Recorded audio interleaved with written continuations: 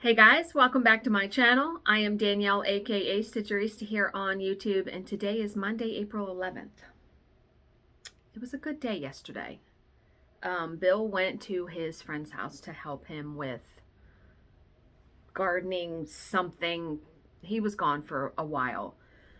So I was able to watch two movies. I watched Center Stage, which is on Hulu, and it's about these kids at the New York American Ballet Academy.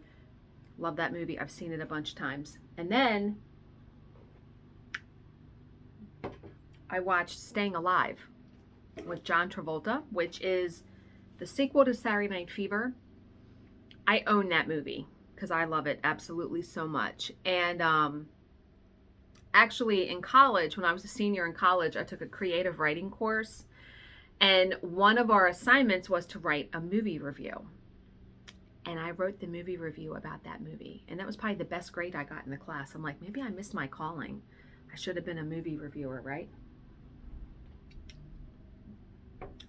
I really enjoyed that movie. And it didn't get like good reviews. I don't think so. But I loved it nonetheless. So while I was watching both of those, I worked on Luminous Fiber Arts Gathering Honey. And I got some good progress done. So I have the entire border done, and I got part of the beehive, and then this is the bird that's up there. So all I have is that bird, the beehive, another bird, and I'm done. And you know, I looked at this and I'm like, I always tout myself as being such a slow stitcher. I've only been working on this for a week. I have a picture when I started this last Sunday when I was watching the movie Christine. I had like the little flower done, and I'm like, why do I sit here and say that I'm a slow stitcher? Finishing that in a week, that's pretty good for me. Now, I also had some time off work. I had Thursday and Friday off, which helps. Although I didn't do any stitching Thursday. But yeah, so that's coming along swimmingly, right? That's accurate how it looks. Yeah, I'm really liking it. And I'm still on the fence of how I'm going to finish it. I really think the junk journal stuff, I feel like, has to be really small stuff, because this would just take up the entire page. So what I think I'm going to do is get an artist canvas, get a piece of fabric, staple it, you know, wrap it around it, staple it to the back, and piece of felt, and this piece wrapped around mat board. Done. Yeah. So probably we'll be making a trip to somewhere to get fabric, artist canvas, that kind of stuff. And I'll probably put it on my office door. I really am thinking that that's going to be what I'm going to do, you know, trying not to put too much thought into it, because when I start to think too much about it and plan, I just get all in my head, and then it doesn't become fun. So I need to just kind of like go with it, and however I feel like finishing it. But yeah, I would like to have it like on my office door, and then just rotate the pieces out and find a bin and start putting stuff in it, because I literally have no room on my walls. Got to start just rotating stuff. Okay, I did get my first shipment of my Color and Cotton Fabric Club in the mail on Saturday after I did the video. So remember, I get the neutral and the bright colors. So the bright one, which I absolutely love it, Sunny Side Up. These are 20 count Aida. Isn't it gorgeous? Love it. And then the neutral is Pampas Grass. So like a brownie, beautiful samplery color. Yeah. Now, people that like stitch, and I just thought about this, people that stitch really big pieces, I mean, it takes you longer to stitch them, so you might take months to stitch something, and then you frame it and you're able to hang it up.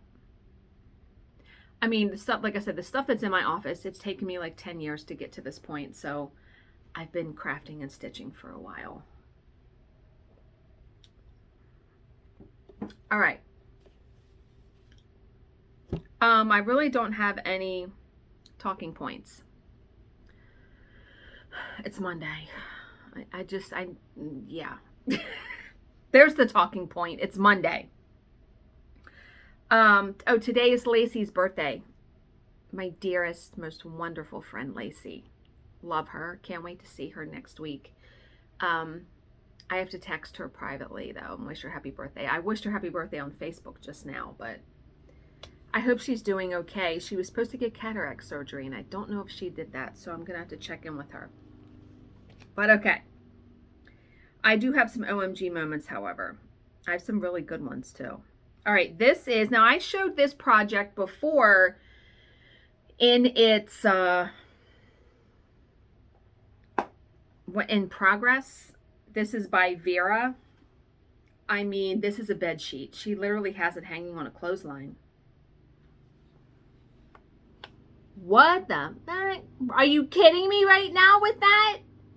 Look how big that is. And it's solidly stitched. What? Yeah, I cannot. Dude. Dude.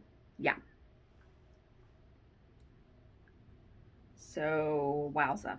Love to see what she's going to do with that. All right, now, this person, Brittany, her grandmother made this tiny cryptid cross stitch for her. Years ago, she built this miniature scene in the background for my great-grandmother. Her great-grandmother was a quilter, so it has some quilting miniatures, and she passed the scene on to her and used a photo of the finished stitch along for the, wait till you see this. She 3D printed the hoop and made a tiny needle and everything. She printed the cross-stitch image on freezer paper and ironed it onto a piece of fine linen for the Aida texture. Oh, so it's not stitched. It looks stitched. This looks amazing. Look at this. Look how teeny tiny. Is that not the coolest thing? Like, dude, there's a little stitching station right there. Yeah. Oh my God. I originally, when I read that, I thought she stitched that on like, fucking 56 count or something. No. Still cool nonetheless. All right, this next piece, the colors. You know me, I love bright, bold colors. If it was up to me, I'd have my house painted in all different kinds of colors. Bill put the kibosh on that one. This is by Stephanie, and it is, I don't know what piece this is, but it says, put the sunflower seeds in your pocket so they grow when you die. Look at the colors. Are you kidding me right now? And I know there's a glare. Oh my God, the colors.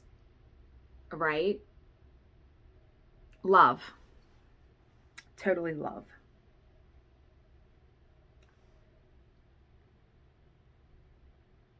Okay, and the last OMG moment. Okay, this was posted in the Color and Cotton group. This is by Chris, and she stitched the Dear Diary series from Little House Needleworks and adapted one of the Dream Journal designs from Heartstring Samplery, and she finished them as a book, a diary. This is one of the most amazing things I've probably ever seen.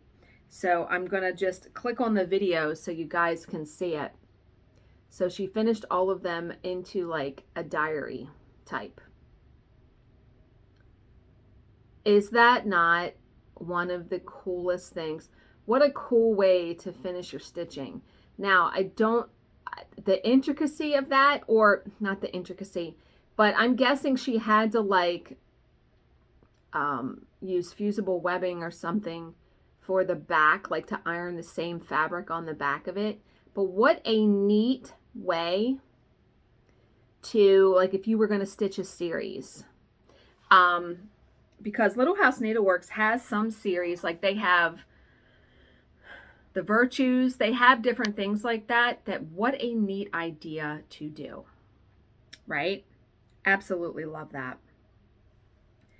And she even gave like the colors she used and everything. Just amazing. I love the creativity of people. I'll be honest, a lot of times I'm like, I want things hanging up in my house, but I too love the process of it. Do you know what I mean? Where, I don't know. The finishing really just gets me, the hemming and the hawing about that. But yeah. Okay. So we are going to read an inspirational story today. I am in the process, the book I'm reading is The Fuck It Diet by Caroline Dooner, and I really like it. It really makes you, it does give you food for thought as far as like eating and exercise and all of that kind of stuff. You know, we've been conditioned by society for so long on what we should be doing that we've kind of overridden, I feel like, our body's natural processes. Yeah. Okay.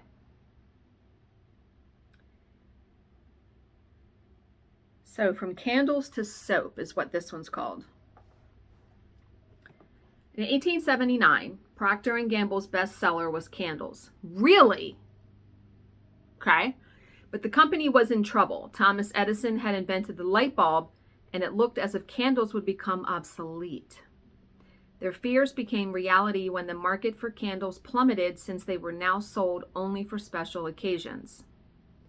The outlook appeared to be bleak for Procter & Gamble. However, at this time, it seemed that destiny played a dramatic part in pulling the struggling company from the clutches of bankruptcy.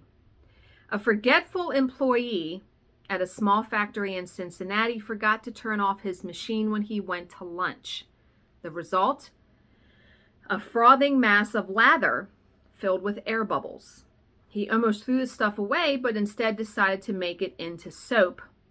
The soap floated. So thus, Ivory soap was born and became the mainstay of the Procter & Gamble company.